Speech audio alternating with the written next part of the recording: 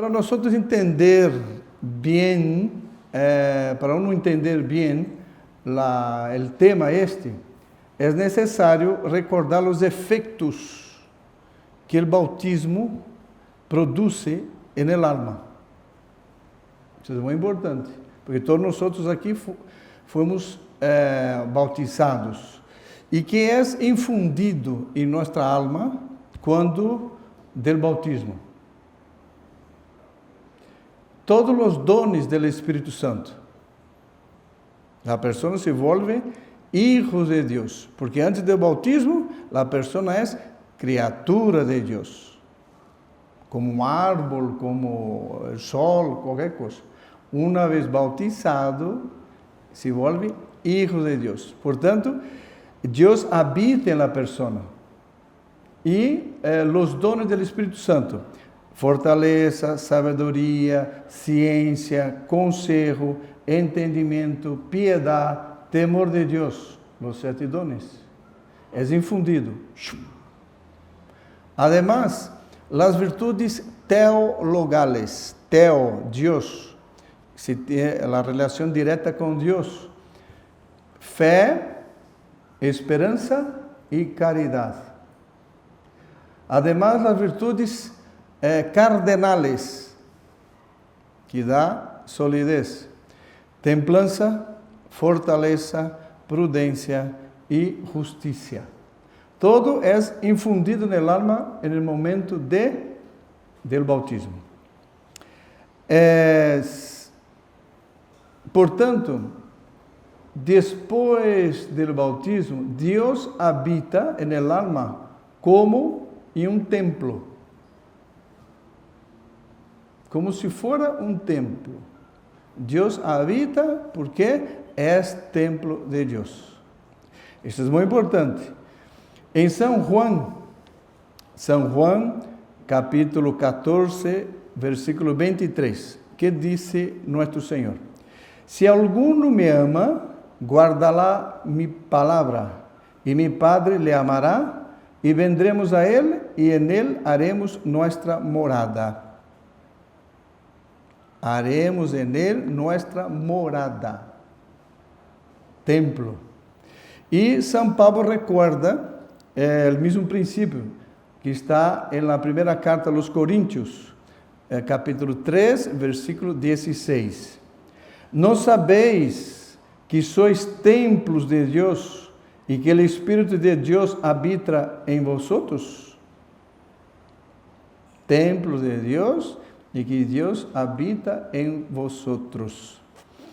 Portanto, quando uma alma continua inocente depois do bautismo, todos esses dones, todas essas virtudes se reflejam no alma e na fisionomia da pessoa. Vea, é uma niña que está fazendo a primeira comunhão. Se nota a inocência da niña. Ela está mirando a hóstia e com uma fé impressionante. Ela já, todo ao redor não lhe importa. O que está fija é em nosso Senhor. Fé, virtude teologal. Por quê? Porque é inocente. Lo mesmo. Isso foi uma das primeiras comunhões hechas em uma das basílicas que há em Brasil. O niño igual, ele está mirando a hóstia, porque é inocente e todos os dones, as virtudes habitam em sua alma. Não sei se reconhecem.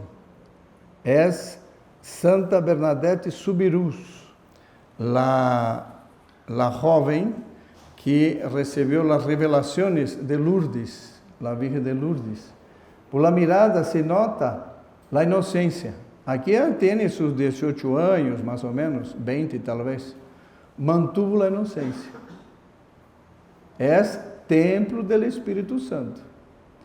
Aqui, os pastorcitos de Fátima. Agora já Santa Jacinta e São Francisco. Ou seja, eles não é só por a la visión de la Virgen, mas ellos mantuvieron la inocencia del bautismo. A ver otro. Santa Gema Galgani, cuyo corazón está intacto en Madrid, en España. Aquí creo que debe tener sus 20 y tantos años. Fíjense la mirada. ¿Ah? La mirada. Inocente. Pura. Recta. Después voy a explicar por qué estoy diciendo tanto así. Santa Teresita.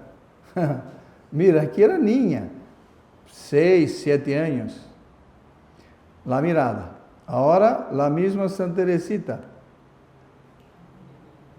Aquí ya es mayorcilla, debe ser los 14, 15 años.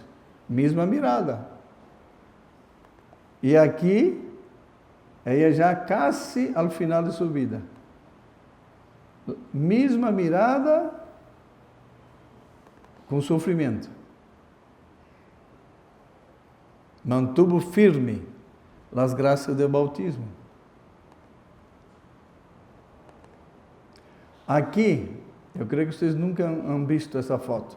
Essa foto é de Dr. Plínio Correa de Oliveira, que é o maestro, o formador de nosso fundador, Monsenhor Juan Clá.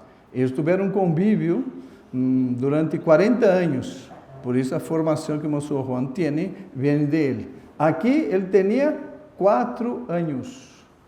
4 anos.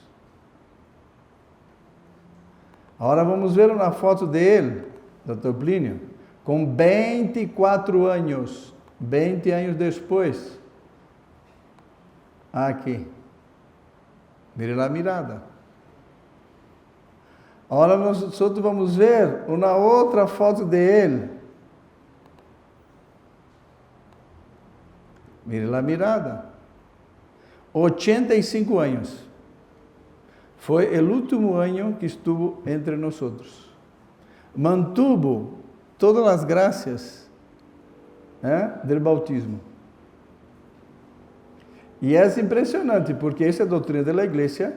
Quando alguém mantém esta graça, um dos dones é a inerrância. A pessoa não erra quando tem que discernir algo, sobretudo com relação a Deus. Aqui tampouco vocês viram isso. Esse aqui é o nosso fundador quando chiquito, Monsenhor Juan Clá Díaz. Ele tinha aqui 2 anos, 1 ano e meio, 2, 3 talvez. Aqui. Agora vamos ver o Monsenhor Juan, já com 18, 20 anos. Fíjense na mirada.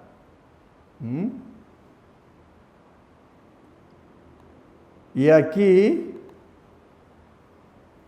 a los 80. 80 anos. Agora recém a foto. Esse aqui quem é? É Dona Lucília Correa de Oliveira. É a mamá de Dr. Plínio Correa de Oliveira. Ela aqui tem 16 anos. Fíjense na mirada. Agora, ela com 36 anos. Aqui. 36 anos. E aqui, Dona Lucília, 3 meses antes de sua morte. 93 anos. É uma continuidade, fidelidade à graça do bautismo. Ou seja, o alma de todos estes é como um vitral. Mira que lindo. Por quê? Porque todos estes, no alma de um católico bautizado, todos esses pedacitos, trocitos de vidro colorido, é uma virtude. Pero fíjense, no centro del vitral, ¿qué tiene? Dios y la Virgen. Ellos mantuvieron y mantienen esta gracia, o sea, todas las virtudes, porque toda su vida se centra en Dios. Se centra en el amor a la Virgen y se centra, portanto, no que hay de principal en nuestra existencia, que es vivir para Dios, con Dios y con Él después vivir para siempre. Es un alma inocente que mantuvo la inocencia. Bueno, cerremos aquí. Ahora, ¿qué destruye todo eso? Imagínense que uno viene con un trozo, un palo, y en el vitral empiezase a dar golpes. ¿Qué pasaría con el vitral? Destrozado. Todo por el suelo. Quedaría una cosa horrorosa, ¿no es eso? ¿Qué destruye en el alma? Todas esas virtudes. Dones del Espíritu Santo, virtudes, etc. El pecado. Es el pecado que destruye todo eso. Ahora, ¿qué es el pecado? ¿Qué es el pecado? La Iglesia define así. Pecado es la transgresión voluntaria de la ley de Dios. Transgresión voluntaria de la ley de Dios. Ahora, para uno aceptar eso, que es una transgresión a la ley de Dios, tiene que aceptar otra cosa que es lo principal. ¿Qué es? Mire o que dice la Iglesia.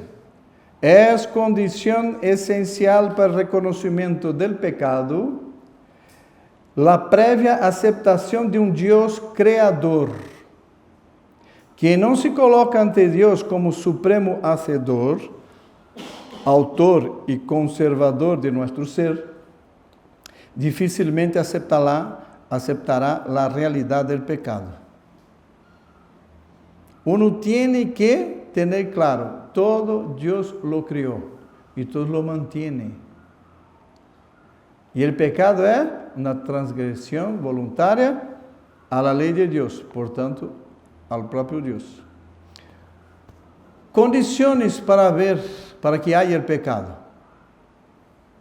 Son tres. Primero, la materia, el conocimiento y el consentimiento. Primero, la materia, que pode ser grave ou pode ser leve. Que algo sea malo ou que se crea assim. Por pensamento, palavra, obra, omissão ou desejo. Então, se crê ou tem certeza que é malo, já é pecado. Segundo, o conhecimento, dar-se conta de que aquilo está mal. Porque se a pessoa não se dá conta, não sabia, era um ignorante. Terceiro, que se haga a sabiendas ou se decida cometer livremente. Então, primeiro, a matéria, grave ou leve. Segundo, pleno consentimento. Pleno conhecimento, perdão. Pleno conhecimento. Ou seja, inteligência. E terceiro, pleno consentimento, a vontade. Quando se reúnem essas três condições, há pecado.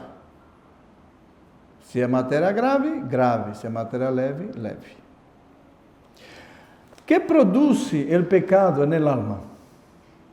Mire, o pecado é um huracão, é um incêndio no alma, é um tsunami. ¿Por quê? Porque ele destrui todo lo bueno que há no alma. Todo. Não sobra nada. Foi apontado aqui 8 pontos, que efeito produz o pecado no alma. Primeiro, Dios es expulsado del alma. Dios abandona este santuario. Ele vivia mientras estava em la inocência, em estado de graça. Com o pecado, é expulsado. Segundo, destrui todos os dones e virtudes. Todo é destruído.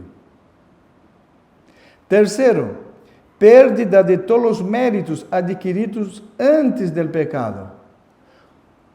Todo que a pessoa ha hecho de bueno antes do pecado, destruído, tirado por la ventana. Mira o que disse o profeta Ezequiel, capítulo 18, versículo 24. Si el justo se aparta de su justicia, o sea, de la santidad, y peca, todas las obras justas que haya practicado serán olvidadas. É terrível isso. Quarto, el alma corta com Deus e se queda esclava del demônio. Esclava del demônio. Mire que diz São Juan, capítulo 8, versículo 34. El que comete pecado se hace esclavo del pecado. Quinto, el demônio tem mais poder para actuar sobre la persona, sobre el alma. Salió Dios, el demonio va a reemplazarlo. Sexto, el alma queda sin fuerzas. El alma queda sin fuerzas. Mira o que dice Apocalipse, capítulo 3, versículo 1. Tú te llamas vivo y estás como muerto. Está vivo el cuerpo, el alma muerta. E se se morre em pecado mortal? Inferno eterno. Vê a loucura que é o pecado. E mira que disse São Paulo na primeira carta aos Coríntios, capítulo 6, versículo 9 a 10. Mira o que disse. ¿No sabéis que los injustos no poseerán el reino de Dios? No os engañéis, ni los impuros, ni idólatras, ni adúlteros, ni afeminados, ni homosexuales, ni los que roban, ni avaros, ni borrachos, ni ultrajadores, ni explotadores heredarán el reino de Dios.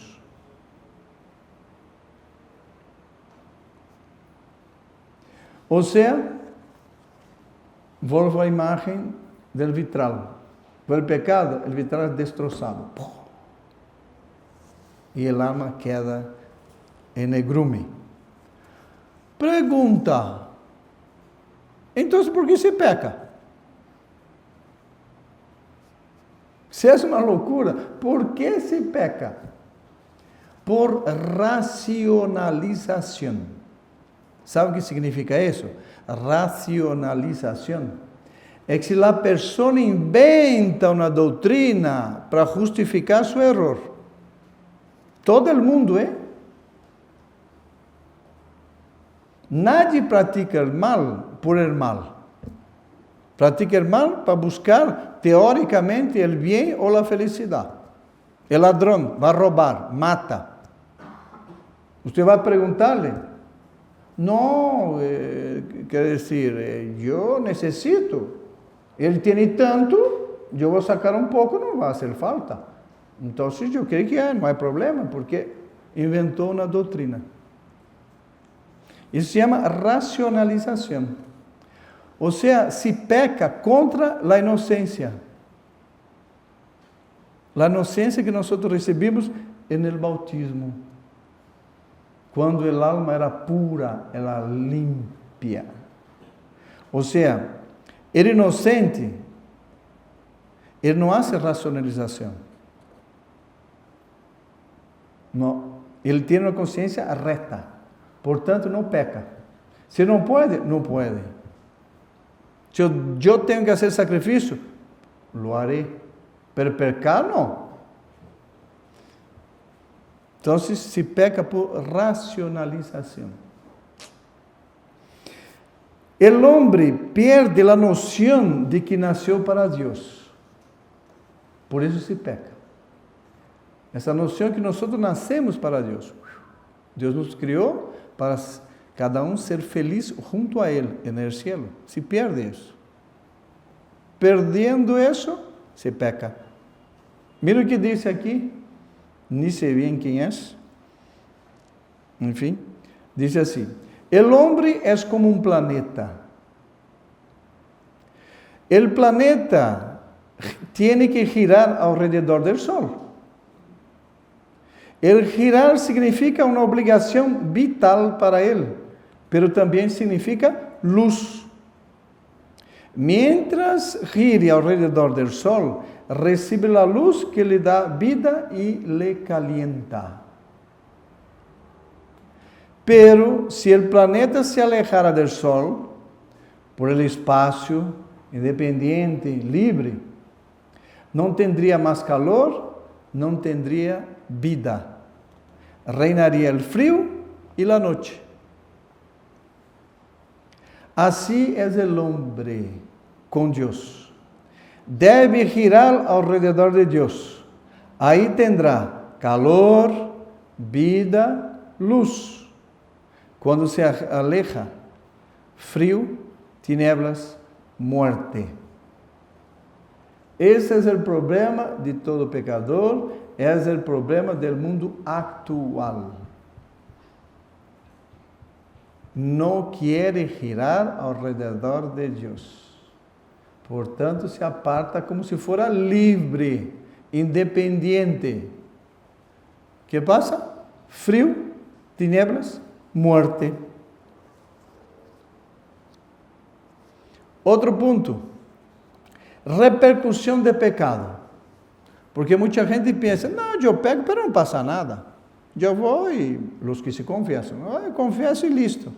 Não é assim. O pecado é como uno tirar uma pedra em um lago. Quantos círculos se formam? Tchuf!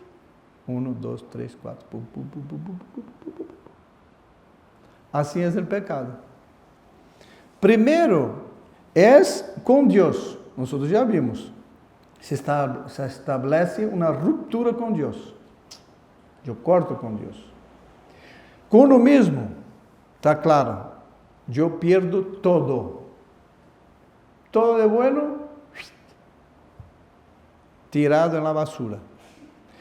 Pero, isso pouca gente pensa. Uno peca contra o prójimo e contra a sociedade.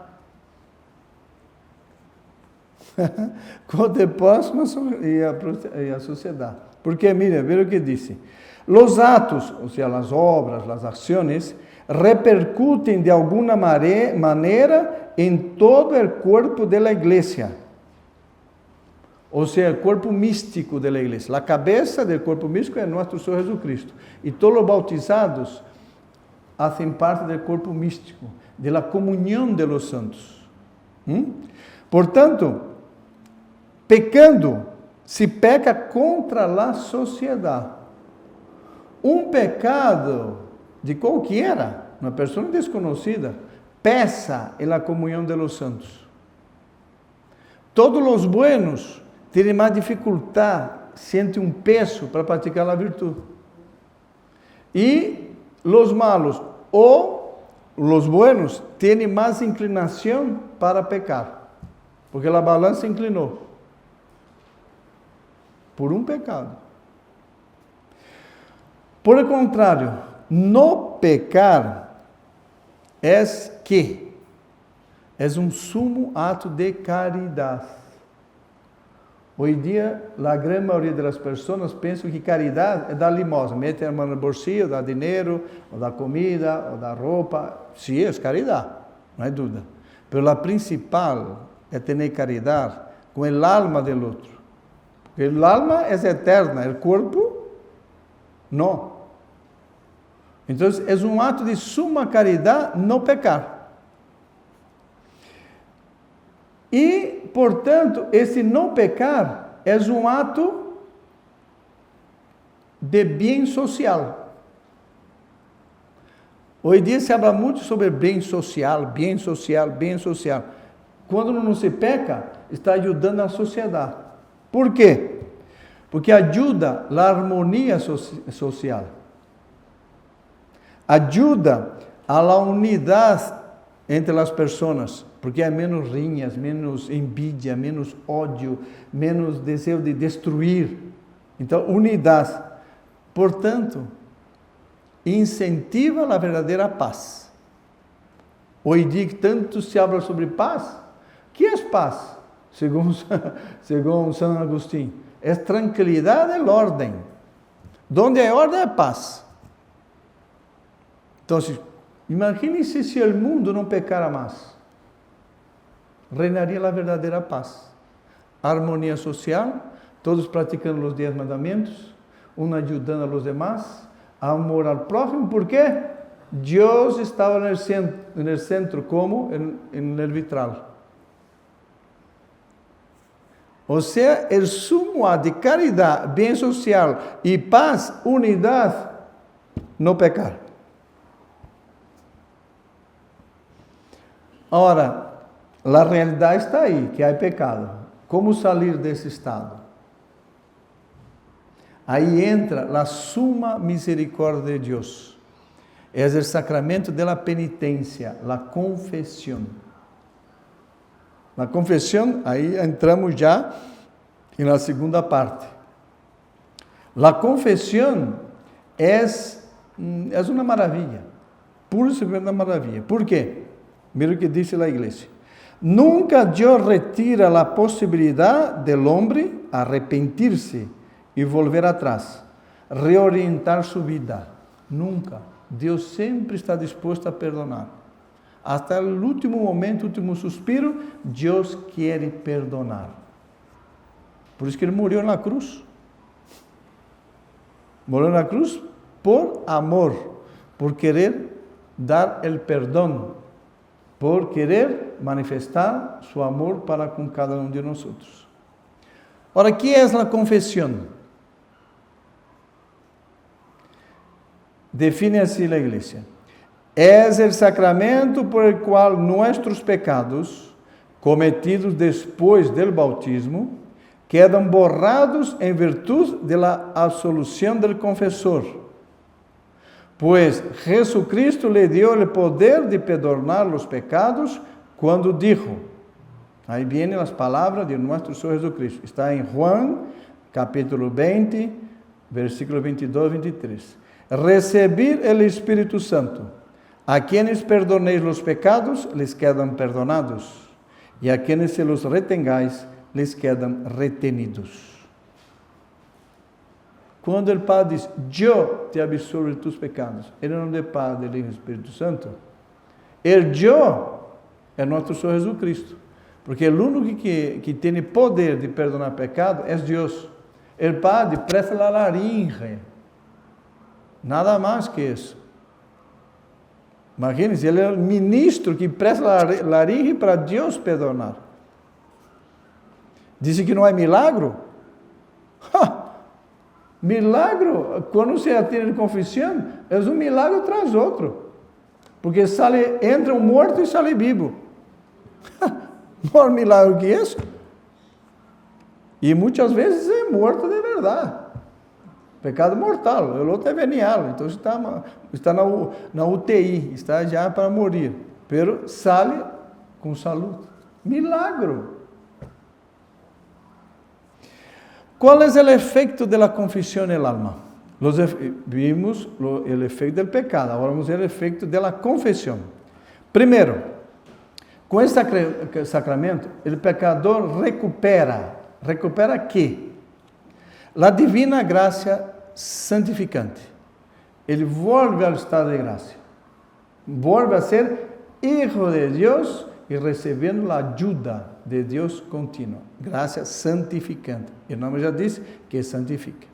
Depois, o mérito de las buenas obras hechas anteriormente, em graça de Deus y que por el pecado había perdido. O sea, todos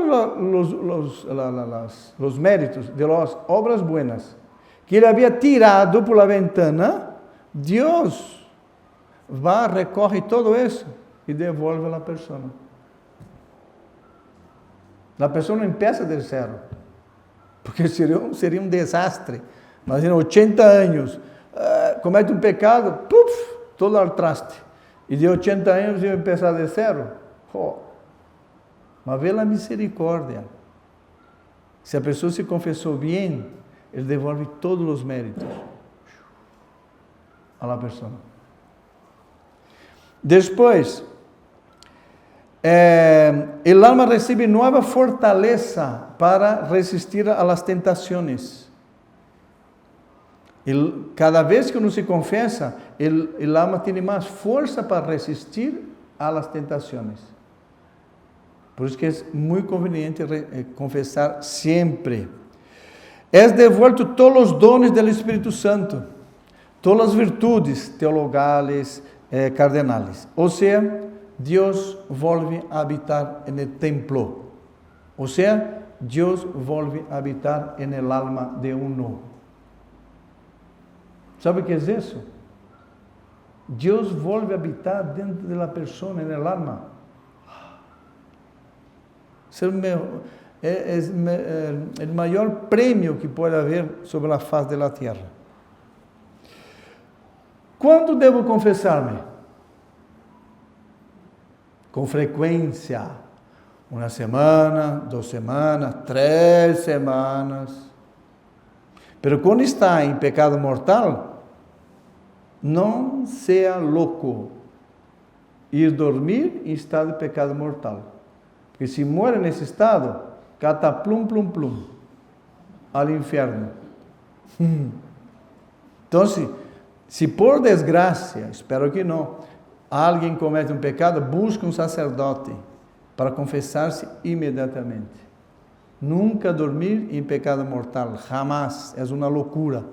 Porque para morir, basta estar vivo. É a única condição, não é edad. Não é edad. Uno morre com 80, 90, 100, mas com 2, 5, 10, 15, 18, 20, 30. Não tem idade. Pontos para uma boa confissão. Isso é muito importante. Todos já sabem, mas vamos aqui dizer para quedar claro. Primeiro ponto, exame de consciência. Se é passar os 10 mandamentos, os mandamentos da lei de Deus, da lei da igreja, enfim, todos os atos das pessoas, exame de consciência, isso é muito importante. Segundo, dizer todos os pecados, todos, não pode ocultar nada, todos que se acuerdam, se não se acuerda, paciente, pero uma vez que se deu conta, tem que dizer, pero o que o padre vai dizer? O padre vai dizer nada, ele já ouviu de todo, e ele participa da misericórdia de nosso Senhor Jesus Cristo. O padre é uma coisa incrível, porque o padre, eu não creia, antes de ser sacerdote não creia, eu perguntei a um sacerdote e ele me respondeu, quedei assim, mas só fui confirmar depois de ser ordenado. Dizia, pero você ouve de todo, pero você não queda assustado? Não. Quanto pior é o pecador, mais misericórdia o sacerdote sente. Por quê? Porque se a pessoa vai de coração arrependido, querendo cambiar de vida, nosso Senhor quase que chora de alegria por ver uma ovelha perdida que regressa ao redil. E isso o sacerdote participa. Então, nunca, jamais, calhar um pecado. São João Bosco, em suas memórias, ele conta que estava um dia mirando um confessionário, e iba todos os ninhos, os estudantes. E ele viu que um ninho confessando De repente lhe saía uma serpiente negra assim, e de repente tragou de volta. E aí, quando terminou a confissão, ele foi assim e tal, perguntou: você se confessou? Sim, Dom Bosco, sim. Mas confessou bem? Sim, claro. Pero confessou todos os pecados? Sim, claro. Então, por que eu he visto tal coisa, tal coisa? Aí se arrodillou, e era um pecado contra a pureza. Ele teve vergonha, começou a dizer, quedou com vergonha e tragou de volta. E o demônio faz isso, sobretudo com a virtude angélica, a pureza. Quando a pessoa vai pecar, o demônio quita a vergonha. Mas uno, quando quer confessar este pecado, ele devolve 1000 vezes a vergonha. Então, sempre decir todos os pecados. Primeiro, exame de consciência. Segundo, decir todos os pecados. Terceiro, arrepentir-se de haberlos cometido. Ou seja, ter verdadeiro dolor. Isso é muito importante.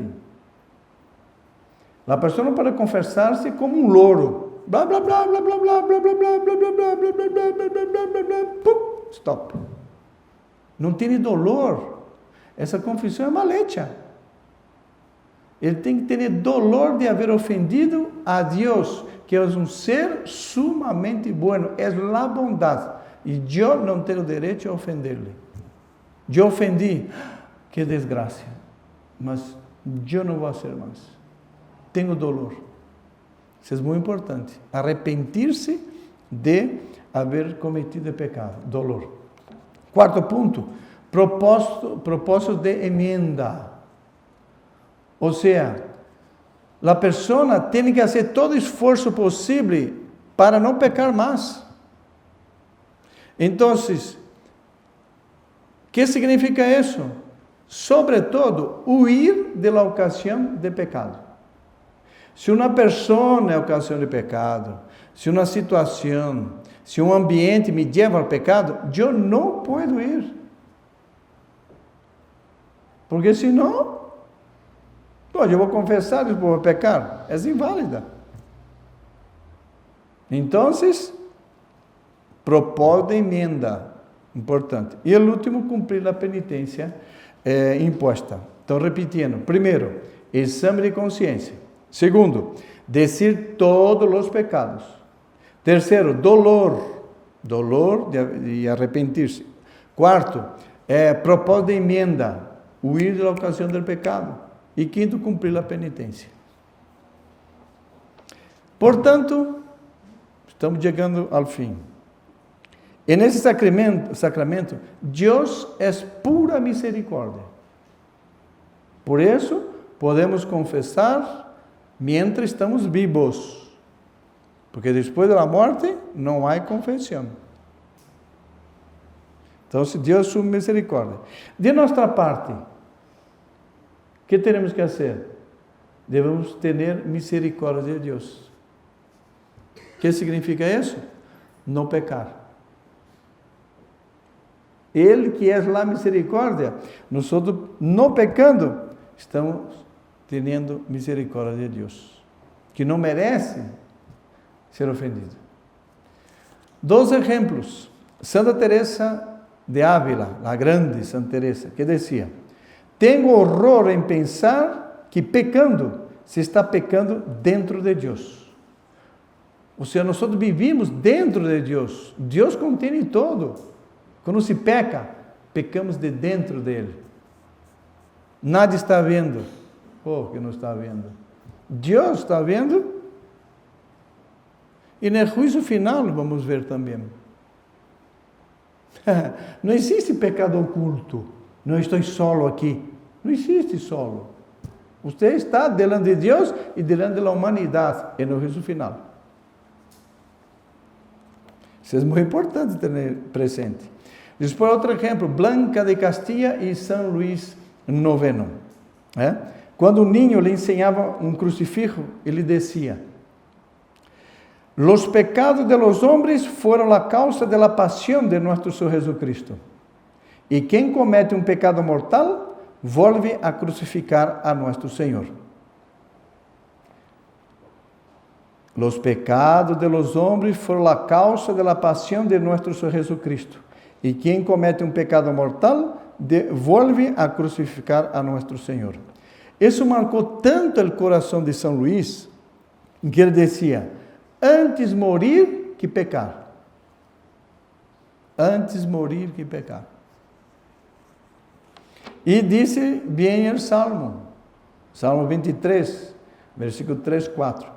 Quem subirá ao monte del Senhor? O sea, ao cielo. Quem poderá estar em seu santo recinto? El de manos limpias e puro coração. Aqueles que mantiveram a inocência do bautismo ou la recuperaram através da confissão. Portanto, a verdadeira conversão se realiza no coração. E esta conversão se manifesta em las obras. É questão de querer ayudado por la gracia. E la gracia nos viene pedindo, rezando. Aí está las consequências do pecado e la belleza de la confesión.